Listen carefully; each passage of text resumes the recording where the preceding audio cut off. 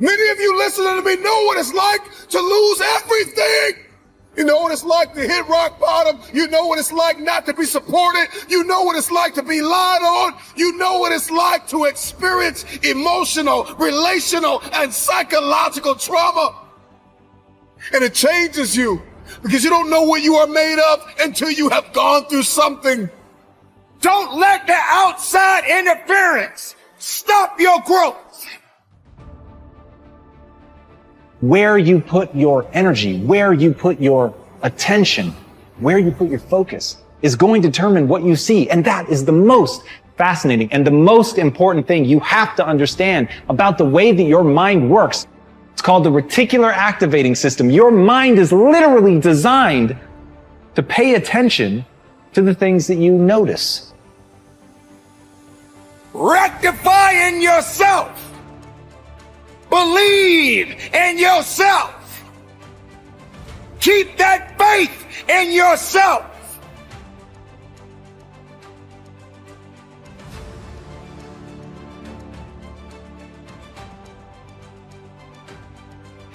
We are all under the law of our own consciousness, our own thoughts, and only we attract specific experiences to us by the way we think. When you change your thinking process, then everything in your life will also change. You will be amazed and delighted to see how people, places, things, and circumstances can change. Blame is just another negative affirmation, and you do not want to waste your precious thoughts on it. Instead, learn to turn your negative affirmations around into positive ones. When you first begin to make the changeover, and really pay attention to your thoughts, you will be horrified to realize how negative much of your thinking has been.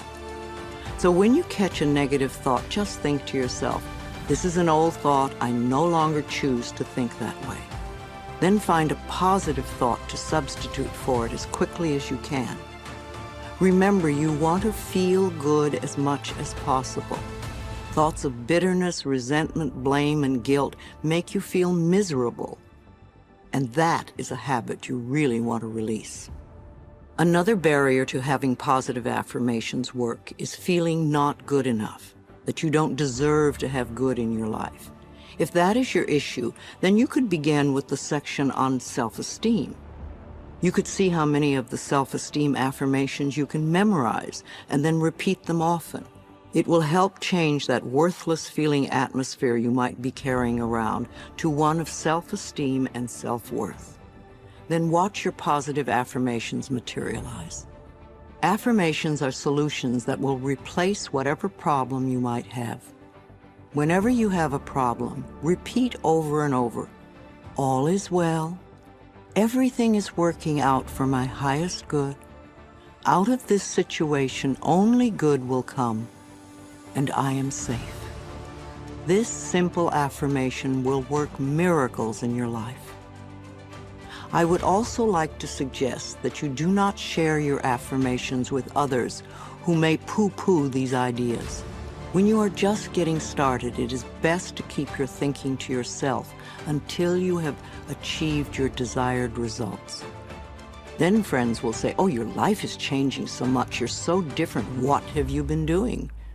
And then you can explain.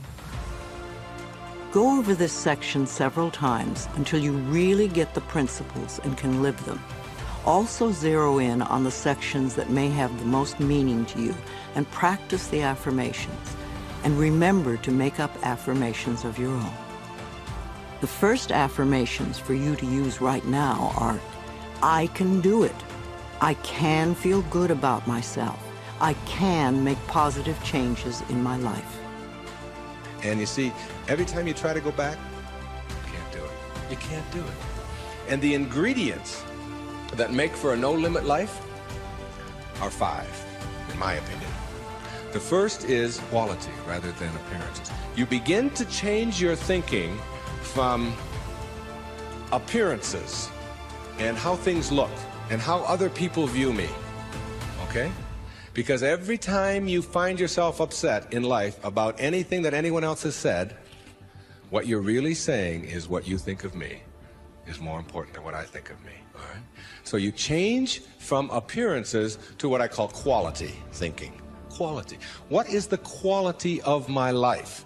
Rather than how does it appear to others? Now, do you tell yourself that because my friends don't like me, that means there's something wrong with me? No, that's what you have to learn. That another person's opinion is just that. It's their opinion, and that's all it is.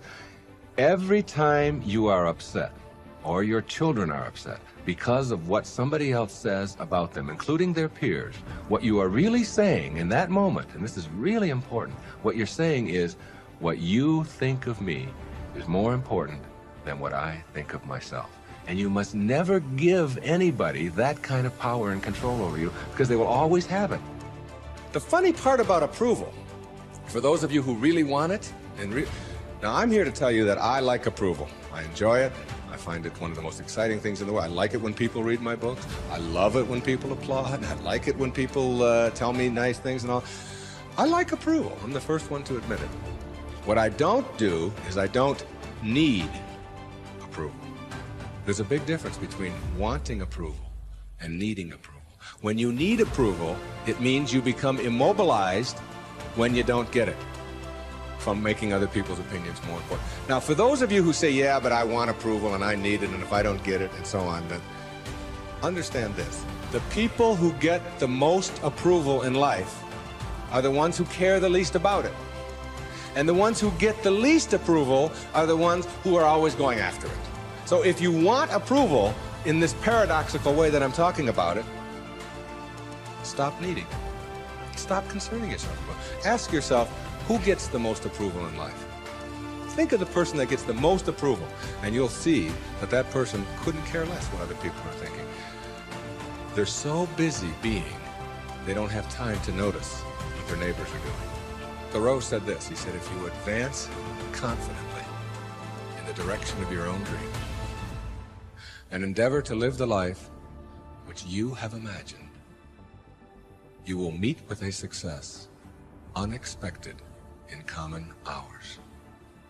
What that means is that success is not something that you can get in life. Success is an inner process. Success is something that you bring to everything you do in your life. It isn't something you get out of what you do. And when you get that, and you learn how to get the junk out, and advance confidently, doing what makes the most amount of sense to you based on your inner signals and the one issue of morality, which is you never interfere with anybody else's right to do the same. Each person has their own right to advance confidently in the direction of their own dreams. And when you violate that, you're violating the principle of the universe, the essence of the universe, which is cooperation and harmony.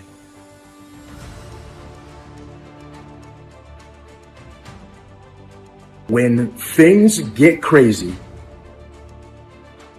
make sure that you don't get crazy too. Keep your emotions in check. Stay calm. There's going to be things that go on that are out of your control. The worst thing you can do is let something that's out of your control control you. Get control of yourself. Get control of your emotions. Don't get angry. Don't get frustrated. Instead, stay calm and figure out how to move forward. So you want to ask yourself, what story do you find yourself telling? Because the more you tell the story, the more active it is within you, and the more it becomes your point of attraction. And the more it finalizes, way too strong of a word, but the more it causes a belief to be powerful within you, and your powerful beliefs that are in opposition to your powerful desires are the only problem in the world that you ever have. Your subconscious mind is extraordinarily powerful, and its job is to keep you consistent on the outside with your commands on the inside. Burdens are what age us. They drag down our spirits. We can change the world. Just for a moment, close your eyes and connect with that part of yourself.